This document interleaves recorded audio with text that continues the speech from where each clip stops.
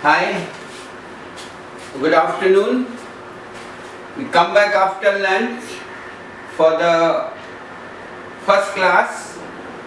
It is based on history and the chapter is Nationalism in India. Mind you, this is a very important chapter. So, what I am going to tell you, the most important points, you will just note down. So please take a pen and a sheet of paper with you. Now you see this one, Nationalism in India. First of all, you must remember the word nationalism. If anybody will ask you to define what is nationalism, a simple answer: nationalism is the feeling of oneness, or nationalism is a powerful spirit that creates a sense of unity among us. Anyway, you can define, that is up to you. But make sure you read the text and get the idea first, then you define this nationalism. The simple definition of nationalism is the feeling of oneness which brings people closer, people of all walks of life. So I hope you have understood this one. So here we go on to the first point. Effects of the First World War. Now this is a very serious point. What happened is, India was devastated by the war loans which she had to fill. There were the defense loans. So India had to cope up with the expenditure of the war for the sake of the Britishers. You see here, income tax were increased so that the revenue would go and it will fulfill the amount. Second point is, so you write this one, effects of the First World War had a very devastated effect on the economy.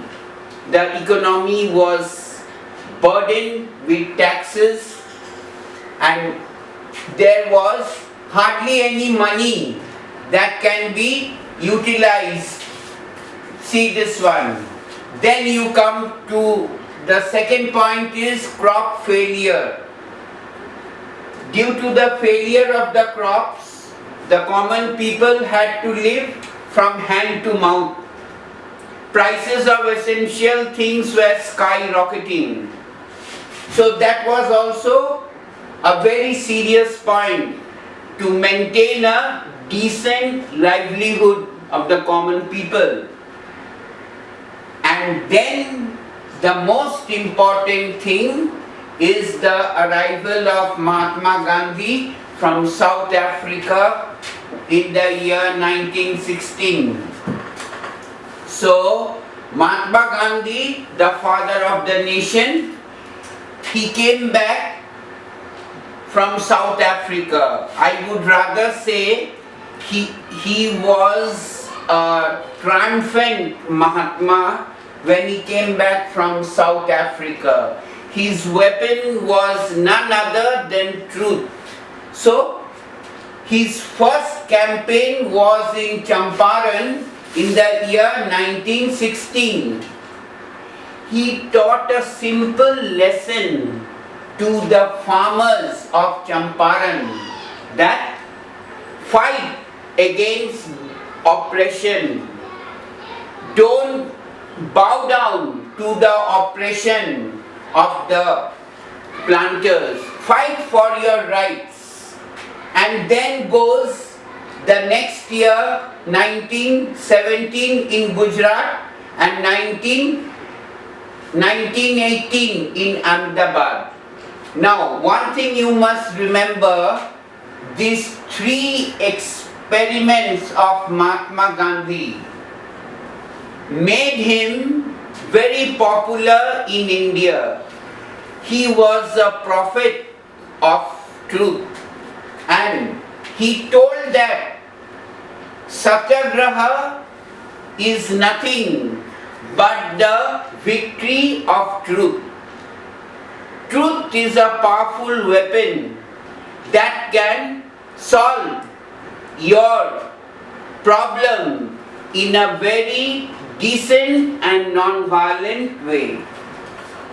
Now, another period of crisis was the Rowlatt Act of 1919, passed by the Imperial Legislative Council in the year 1919.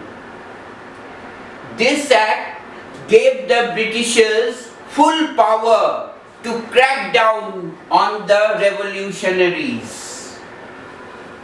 The Indian members in the Imperial Legislative Council did not approve of this act.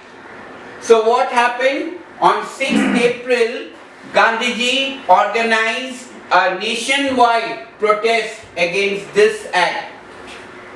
So that was really a tough time for the country, in which Mahatma Gandhi played a very important role. I mean, Gandhiji was the nucleus in the freedom movement. He inspired the people to walk on this path of truth, which is Satyagraha. Now then you got here Khilafat movement. You see this one. Turkey suffered a very serious defeat, the Britishers. So Gandhiji took this opportunity of uniting the Hindus and the Muslims.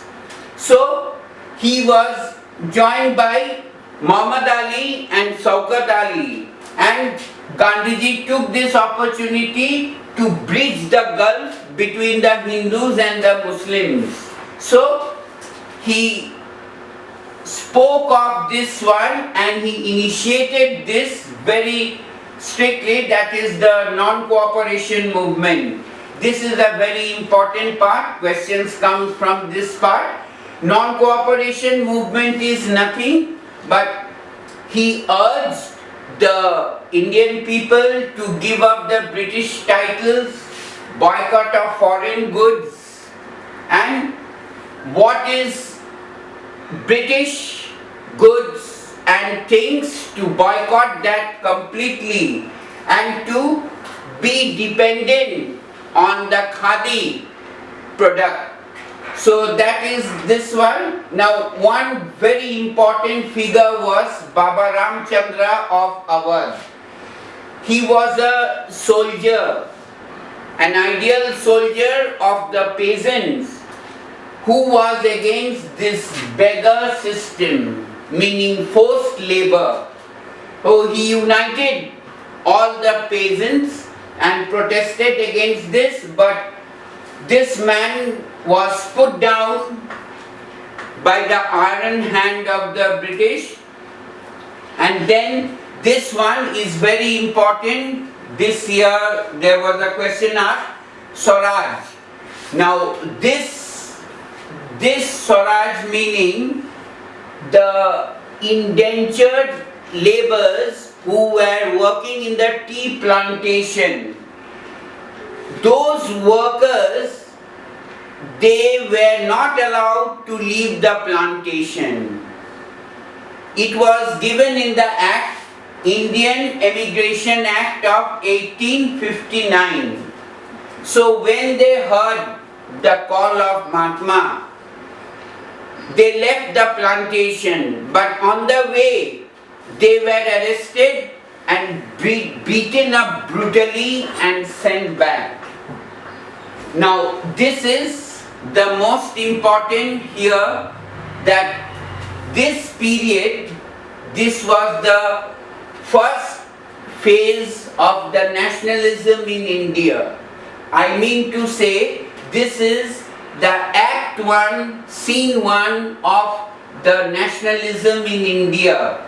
And this nationalism in India was dominated by the versatile man who was the prophet of non-violence, Mahatma Gandhi, and he was triumphant on two things. He taught the people to rise against the oppressors and also to walk on the path of non-violence, which is Satyagraha. Satyagraha is the life force of daily life. What, in other words, Gandhiji was an indomitable man who brought about this golden principle of Satyagraha, and that worked miracle for the people of India. Thank you. All the